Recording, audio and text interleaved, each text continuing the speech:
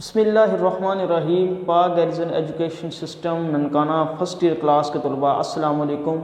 मैं आपका physics tutor हाफिज़ एहसन अली। उम्मीद करता हूँ कि आप लोग खैरियत से होंगे और खुदा ताला से आपकी खैरियत में एक मतलूब चाहते हैं।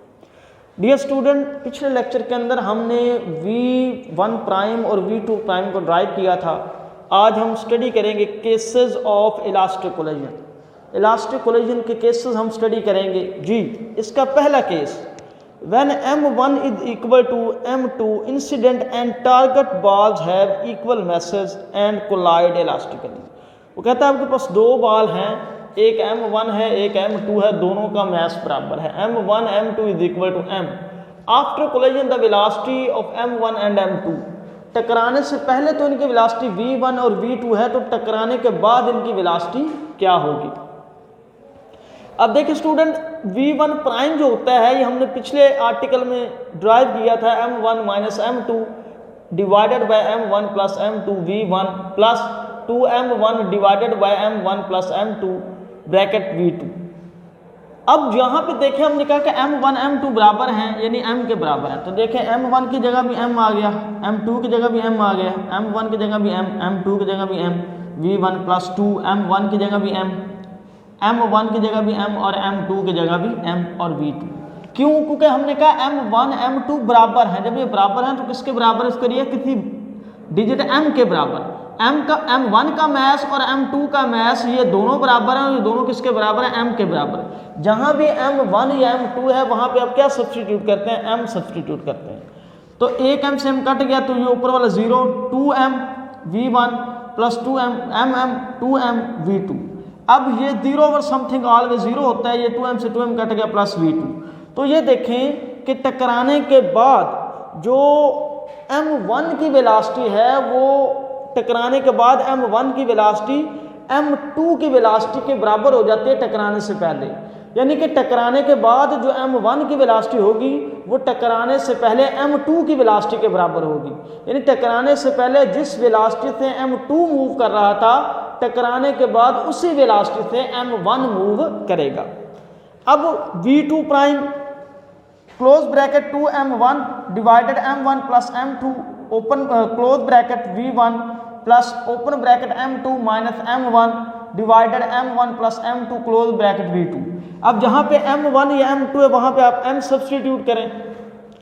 ये देखें जहां m1 था m सब्सटीट्यूट किया, जहां m2 है वहां भी m, जहां m1 है वहां भी m, जहां m1 m2 वहां पे m सब्सटीट्यूट किया।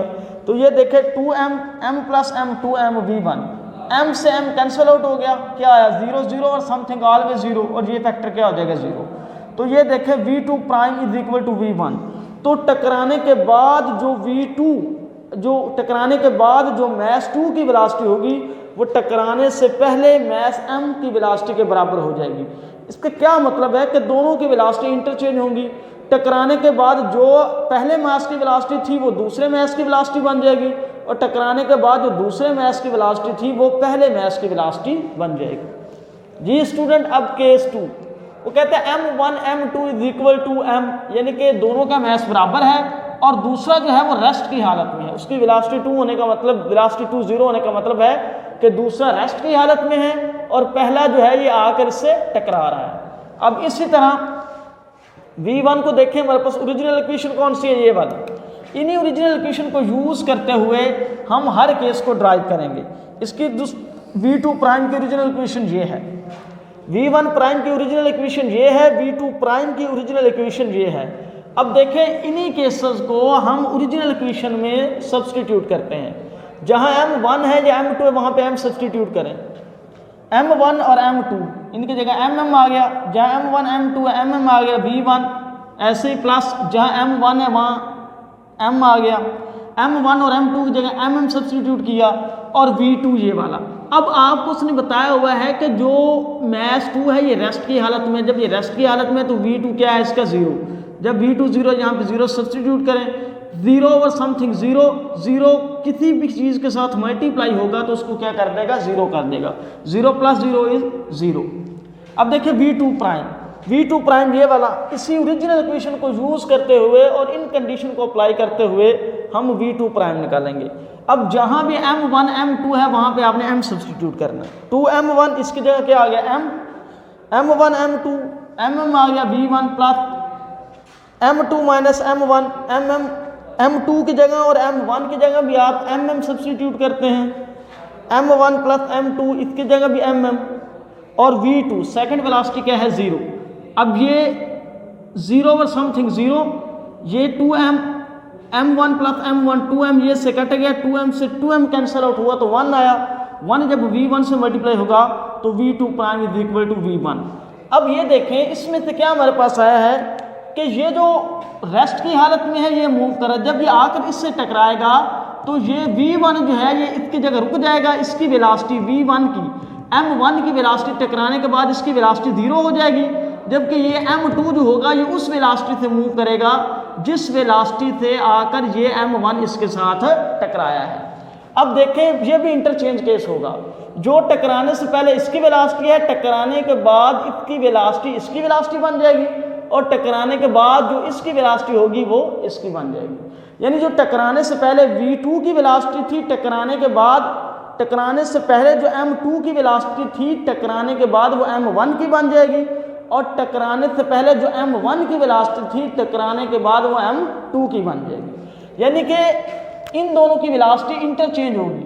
टकराने से पहले अगर इसकी वेलोसिटी 0 है तो टकराने के बाद इसकी जो वेलोसिटी होगी वो इसकी बन जाएगी, और टकराने के बाद जो इसकी होगी वो इसकी बन जाएगी। दोनों की वेलोसिटी इंटरचेंज होंगी। केस नंबर 3, अब कहते हैं M1 is very small M2, कि M1 जो है वो M2 के मुकाबले में बहुत स्मॉल है, M1 जो है M2 के मुकाबले में बहुत स्मॉल है, और M2 जो है ये रेस्ट की हालत में है क्योंकि उसकी वेलोसिटी क्या है 0। अब उसी तरह इस इक्वेशन को और इस इक्वेशन को यूज करते हुए हम V1 प्राइम और V2 प्राइम निकालेंगे। अब जहाँ जहाँ M है M1 है वहाँ पे आप 0 सब्सटीट्यूट करेंगे, जहाँ पे V2 है वहाँ पे आप 0 सब्सटीट्यूट करेंगे, क्योंकि M1 जो है वो M2 के मुकाबले में बहुत स्मॉल है और उसको हम अप्रॉक्सीमेटली इक्वल टू 0 ले लेते हैं। तो देखें जी V1 M1 minus M2 M1 plus M2, जहाँ M1 है वहाँ पे हमने क्या पुट करना है 0, 0 minus M2 0 plus M2 V1 plus अब M1 जहाँ पे है वहाँ पे 0 2 0 0 प्लस M2, अब V2 जो सेकेंड वेलोसिटी है वो 0 है क्योंकि ये जो M2 है ये रेस्ट की हालत में है, 0 आ गया। अब 0 minus M2 plus M2 V1, और ये 0 मल्टीप्लाई जिस चीज़ के साथ 0 मल्टीप्लाई होता है उसे 0 कर देता है, ये 0 आ गया, ये -1V प्लस 0 माइनस V1। अब जितनी इससे क्या मुराद है कि टकराने के बाद जितनी वेलोसिटी के साथ ये ऑब्जेक्ट आके इससे टकराएगा उतनी ही वेलोसिटी के साथ ये M1 बैक चला जाएगा। यानी जितनी वेलोसिटी के साथ ये वाला जो छोटा ऑब्जेक्ट है इससे टकराया है उतनी ही वेलोसिटी के साथ ये बैक चला जाएगा। जितनी वेलोसिटी के साथ M1 M2 से टकराएगा, टकराने के बाद उतनी ही वेलोसिटी से ये बैक जाएगा। टकराने के बाद इसकी वेलोसिटी उतनी ही होगी जितनी वेलोसिटी से टकराया है, लेकिन डायरेक्शन क्या होगी, अपोजिट होगी। अब आ जाए M2 के ये जो ऑब्जेक्ट है M2, इसकी वेलोसिटी पे क्या फ़र्क पड़ता है टकराने के बाद। जी जहाँ M1 है वहाँ पे 0 सब्सटीट्यूट करेंगे, जहाँ पे V2 है वहाँ पे 0 सब्सटीट्यूट करेंगे। तो ये देखें तो टकराने के बाद जो मैस 2 की वेलोसिटी है वो 0 है, यानी टकराने के बाद भी वो रेस्ट की हालत में ही रहेगा। टकराने से पहले भी अगर रेस्ट की हालत में है तो जब ये वाला मैस इससे टकराएगा तब भी ये रेस्ट की हालत में रहेगा, इसकी वेलोसिटी में कोई तब्दीली नहीं होगी। केस नंबर 4, अब कहते हैं M1 जो है ये बहुत ग्रेटर है M2 से, और M2 जो है बहुत स्मॉल है, इसको हम अप्रॉक्सीमेटली 0 ले लेते हैं, और जो M2 है ये रेस्ट की हालत में है। तो वैसे ही केस में जैसे कि हमने केस 3 में किया था, वैसे जहाँ जहाँ आपके पास M2 है वहाँ पे आप 0 सब्सटीट्यूट करेंगे और V2 भी 0 सब्सटीट्यूट ही करेंगे। तो यहाँ पे देखें M1 माइनस M2 जहाँ है वहाँ पे 0 आ गया, M1 जहाँ M2 है वहाँ पे 0 आ गया, V1 2M1 M1 plus M2 है वहाँ पे वहाँ 0 आ गया, और जहाँ पे V2 है वहाँ भी 0 आ गया। ये M1 माइनस 0 M1 ही आया, M1 प्लस 0 M1 V1, ये सारे का सारा केस क्या हो जाएगा 0। अब देखें V1 prime is equal to V1।